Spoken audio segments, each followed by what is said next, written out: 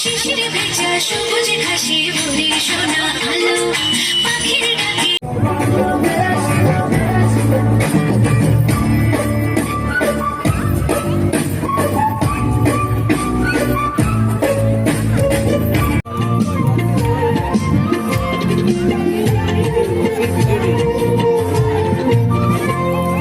সূর্যোদয়ে তুমি, সূর্যাস্তে তুমি, ও আমার বাংলাদেশ প্রিয় জন্মভূমি, আমার বাংলাদেশ প্রিয় জন্মভূমি। সূর্যোদয়ে তুমি, সূর্যাস্তে তুমি, কারা রইল কপাট এলো ফেল বন্ধ লোপাট রক্ত জমাট শিকল পূজার ভাষণ বেদি ওরে ও তরু নিশা নুরু প্রাচীর প্রাচীর বেদি, ওরে ও তরু নিশা আয়াতর ঘোড়ার নিশান ধ্বংস নিশা নুরু প্রাচীর প্রাচীর বেদি।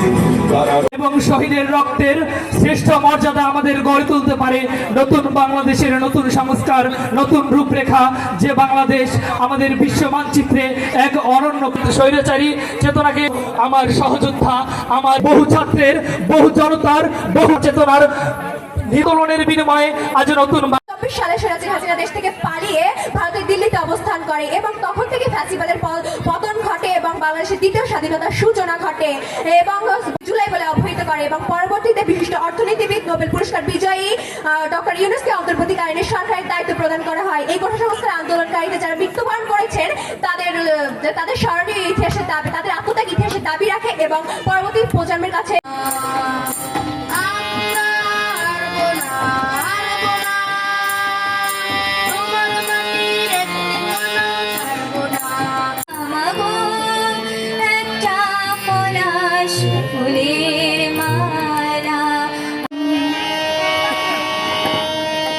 তোরা দে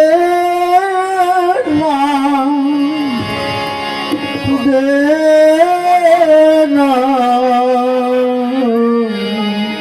অঙ্গে মাখিয়ে দেনা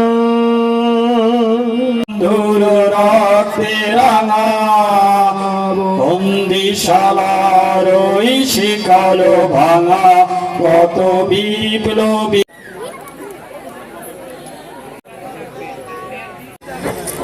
রাজা বিক্রমের কাঁধে ভর করা ভূত বেতালের মতো বাংলাদেশের বুকে চেপে বসা এক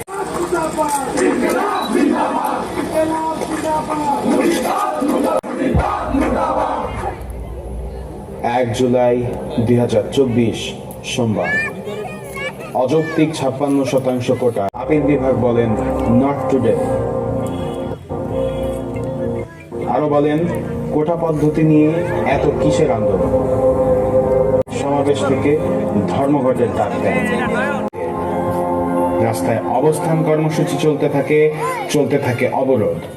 শুরু হয় শিক্ষার্থীদের ওপর পুলিশ বাহিনী দ্বারা সরকারি নির্যাতন, আহত হয় প্রায় শতাধিক।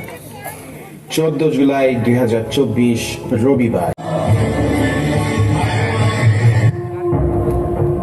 নির্বাহী আদেশ ছাড়া যে কোনো উস্কানির মুখেও ছাত্র ও সাধারণ জনগণের দিকে গুলি না ছুটতে সকল সেনা সদস্যের নির্দেশ প্রদান করেন সেনাপ্রধান জেনারেল ওয়াকারুজ্জামান।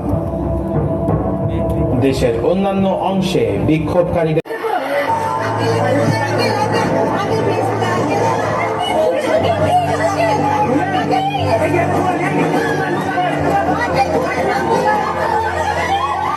যারাই ছিল প্রত্যেকটা সকল মানুষের আমি মনে করি যে এই দেশ সংস্কারে হচ্ছে গিয়ে তাদের যুক্ত হওয়া উচিত এবং একত্রিতভাবে সম্মিলিতভাবে দেশটাকে কিভাবে এগিয়ে নিয়ে যাওয়া যায়, সুন্দর একটা পরিবেশে স্থিতিশীল বাংলাদেশ হিসেবে গড়ে তোলা যায়, সেজন্য আমার মনে হয় সবার এই জায়গাটায় কাজ করা উচিত বলে আমি মনে করি।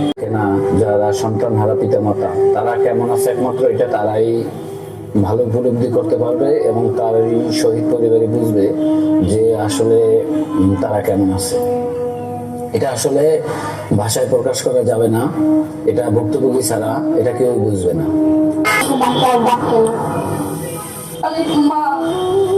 দেশের জীবন দেশে ঠিক আছে।